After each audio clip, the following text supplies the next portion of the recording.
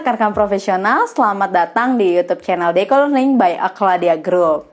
Nah, sesaat lagi rekan-rekan profesional akan menyaksikan cuplikan-cuplikan video dari virtual learning session.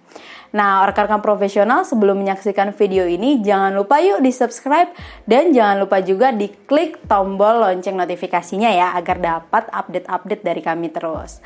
Ya, selamat menyaksikan video ini. Aku suka banget sama kata-kata active listening karena aku coba terapin dalam pekerjaanku dan itu sangat menarik dan sangat berimpact. Karena ketika kamu active listening, kamu ngobrol sama tim engineer kamu. Dari Ibu Novitasari, apa keunggulan metode Scrum dengan metode lainnya? Jangan sedih banget, nggak ada dedicated team kayaknya ini juga ya. Ya, itu memang kesedihan paling penting, paling sering di project management.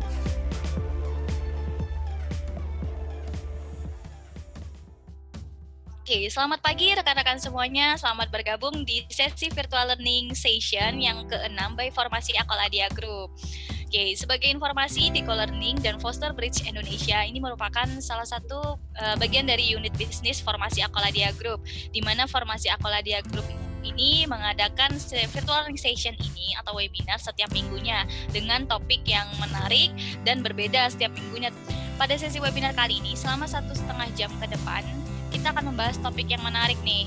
Makanya pesertanya hari ini udah rame nih, pagi-pagi udah standby, nggak sabar nih gimana temanya yaitu Project Management 101, How to be a Project Manager gitu. Berarti ini rekan-rekan mau jadi Project Manager semua atau sudah nih gitu ya. Waktu dan tempat saya persilakan saja ke Bapak Cornelius Stephen Sanjaya PMP yang akan membawakan materi hari ini. Silakan, selamat pagi.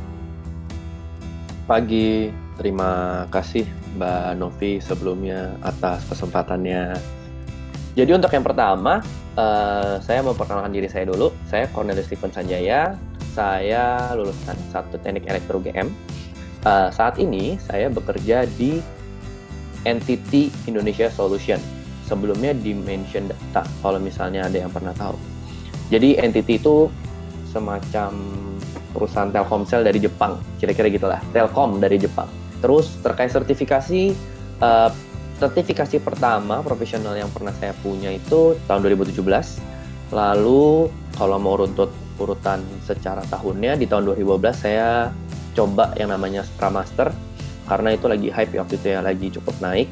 Saya coba profesional Scrum Master 1, attempt lulus. Lalu di 2019 ada 2 sertifikasi yang saya coba attempt. Yang pertama Skilled Agilist, ini dari SAFe atau Skilled Agile Framework. Itu teman-teman bisa cek kalau misalnya PMP kan pakainya PMBOK atau PME pakainya PMBOK. Kalau Skilled Agile Framework ini materinya semua benar-benar bisa diakses free online. Jadi bisa buka di Skilled Agile Framework, itu nanti langsung keluar. Nah, di tahun 2019 Skilled Agilist yang versi 4, sama di akhir tahun saya coba attempt PMP dan berhasil juga. Lalu di tahun 2020 itu saya upgrade SAFe-nya dari SAFe versi 4 ke SAFe versi 5 karena kebetulan memang ada upgrade versionnya juga gitu. Menurut saya tadi balik lagi ke pertanyaan who should be a project manager, menurut saya ada 5 skill penting yang dibutuhkan sebagai seorang project manager. Ini sangat related banget.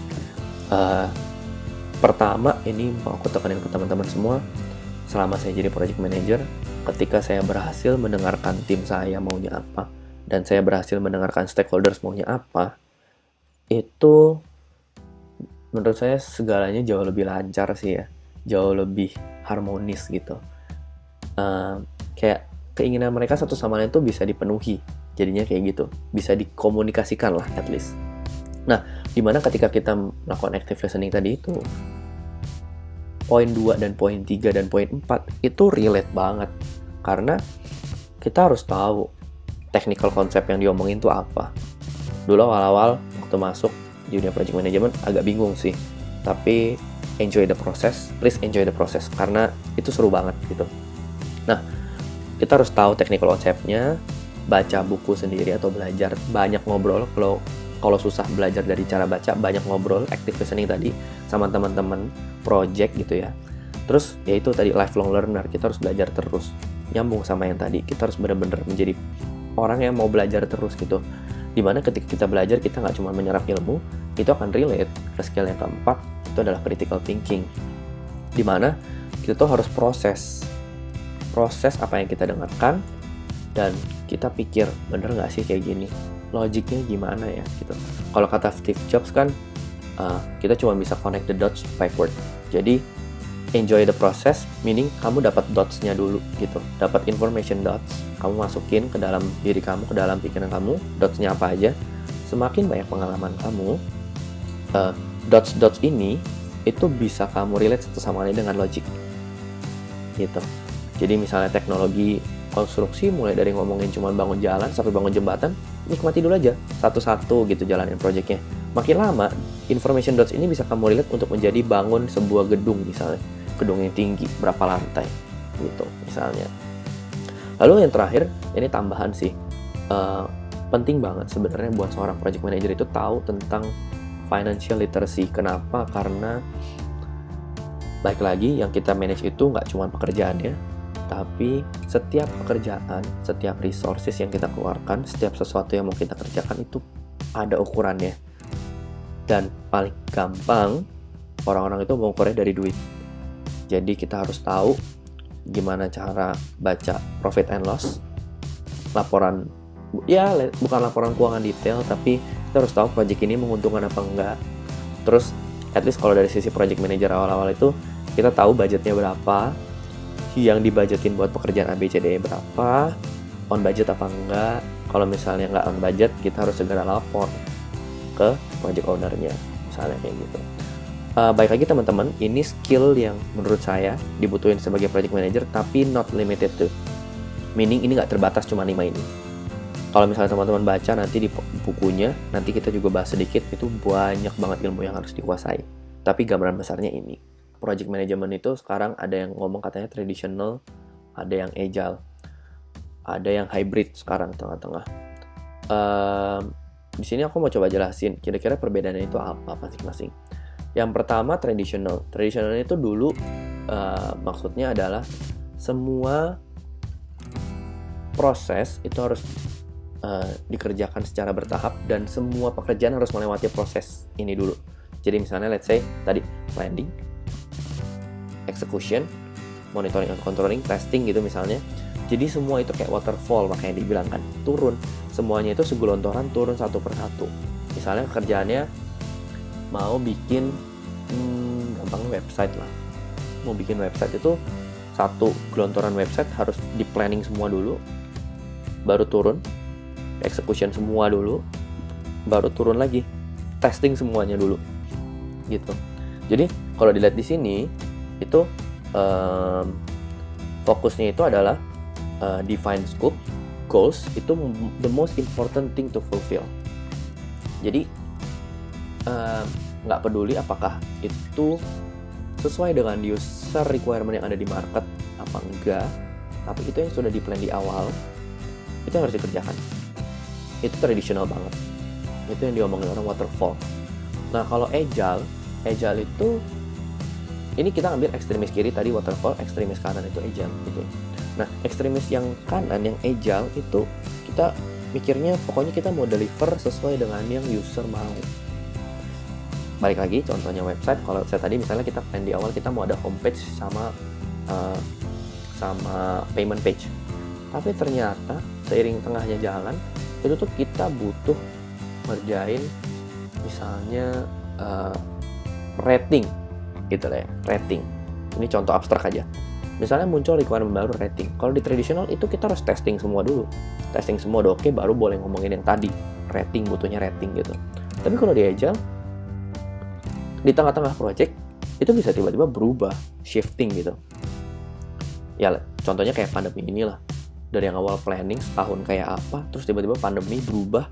Kita harus mikirin user requirement-nya itu yang dibutuhin apa sih sebenarnya. Kayak misalnya kopi kenangan. Kopi kenangan sebelumnya jualannya cuma cup doang.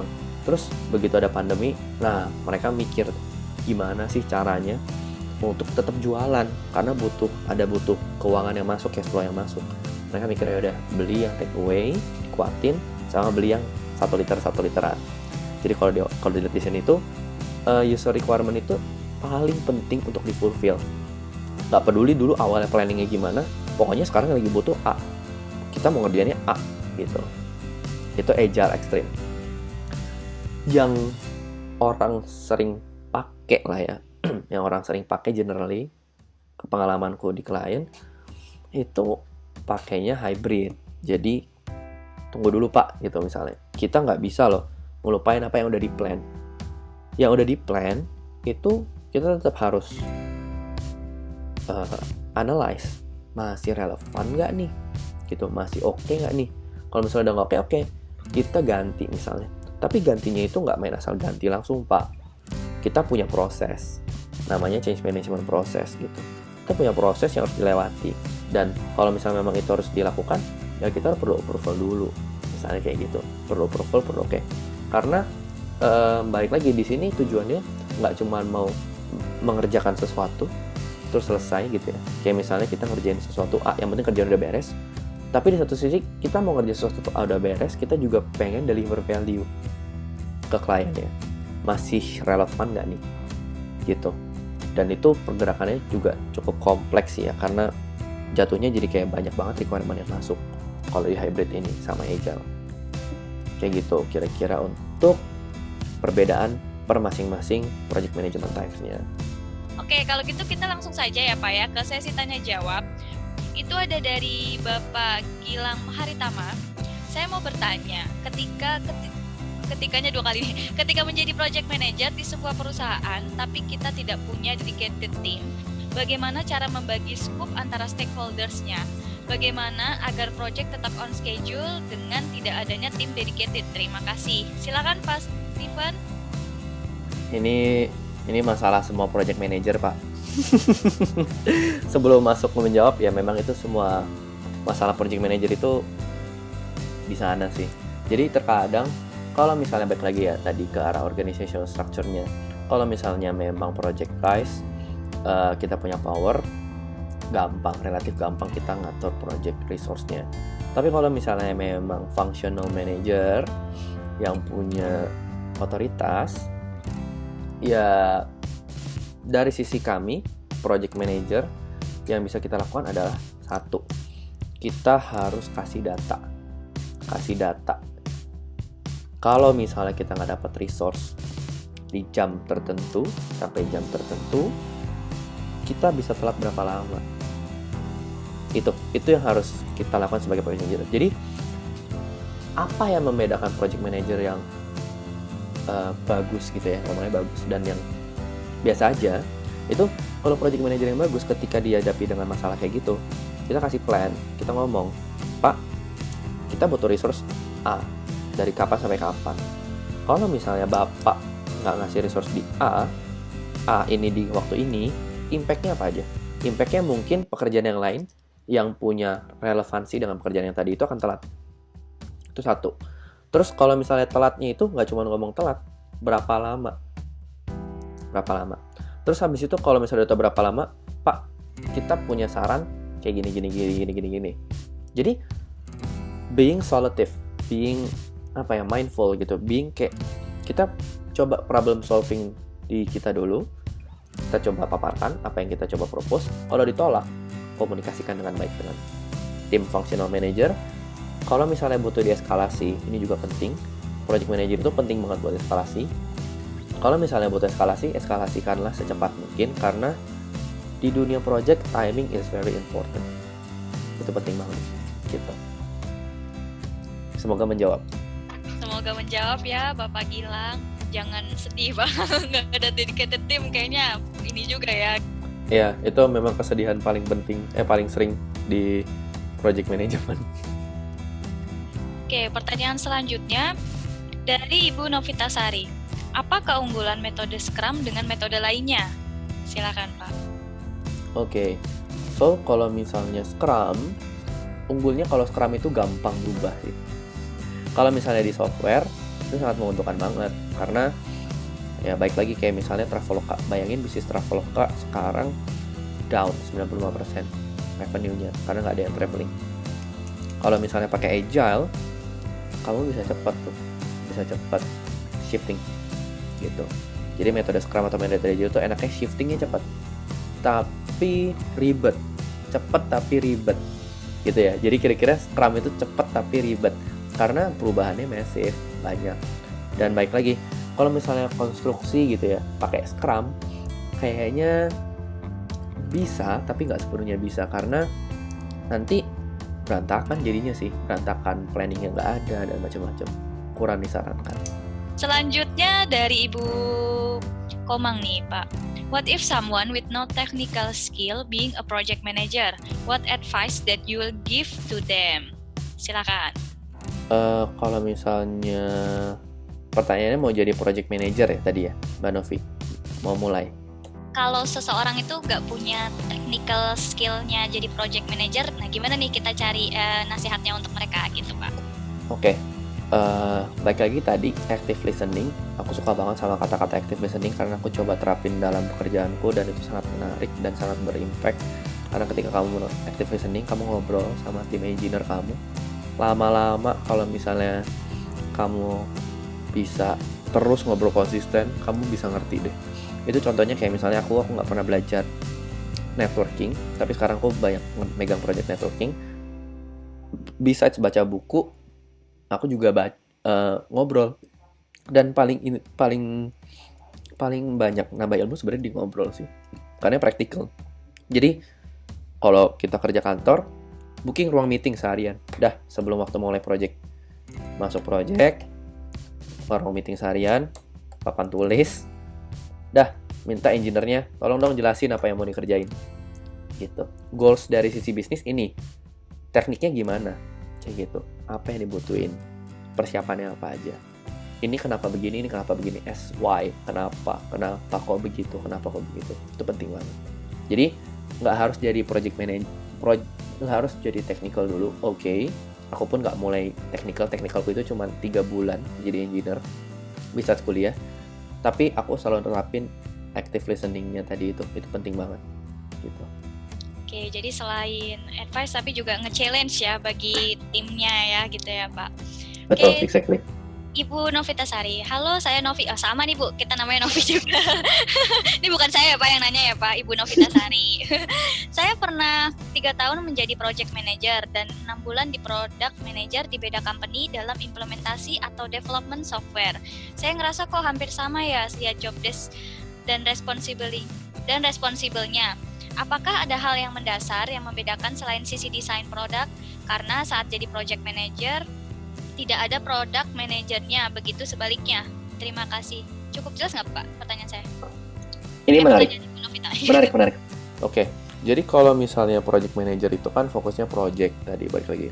Product manager itu one level higher sebenarnya harusnya karena product manager itu lebih ngomongin bisnis lagi loh, lebih ngomongin soal nggak cuman project. Jadi gini, project manager itu satu ilmu gitu ya.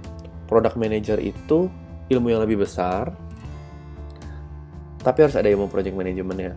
Karena di product management itu kamu harus mikir produk ini itu profitnya bagus nggak, user generationnya gimana, user friendly apa enggak, UI UX-nya harus dipikirin.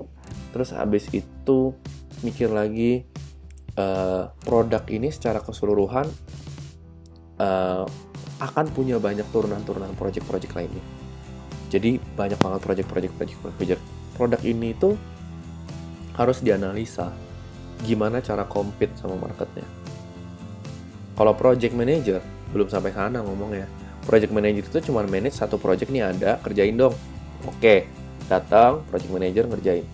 Oke, cara ngerjainnya initiate, planning, monitoring, controlling, execution, closing. Tapi product manager itu ngerjainnya kayak gitu, punya business mindset proses yang tadi di belakang ini tadi itu harus dikerjain juga sebenarnya sama product manager. Jadi harus tahu the reason why we develop the productnya. Itu sih yang membedakan, dan itu kenapa dunia product manager itu cukup sulit. Resource yang dibutuhin, resource yang ada di Indonesia khususnya itu masih sangat rare sih, masih sangat jarang. Karena itu udah kayak owner sendiri lagi. Oke, terima kasih Pak Steven. Oke, terima kasih ya Bapak Ibu. Semoga pertanyaannya sudah terjawab semua. Kalau gitu, sekian dari saya. Sekali lagi saya mengucapkan terima kasih banyak dan juga mohon maaf bila masih banyak kekurangan hari ini ya. Bila memang tadi sempat trouble juga kami mohon maaf. Sampai jumpa lagi minggu depan. Nah, rekan-rekan profesional sudah menyaksikan video ini kan? Ya, sebagai informasi, virtual learning session ini diadakan setiap hari Rabu pukul 10 sampai 11.30. Nah, jika rekan-rekan profesional mau mengikuti virtual learning session ini, bisa langsung lihat kontak kami di description di bawah ini. Nah, sampai jumpa kembali di virtual learning session berikutnya. Bye-bye!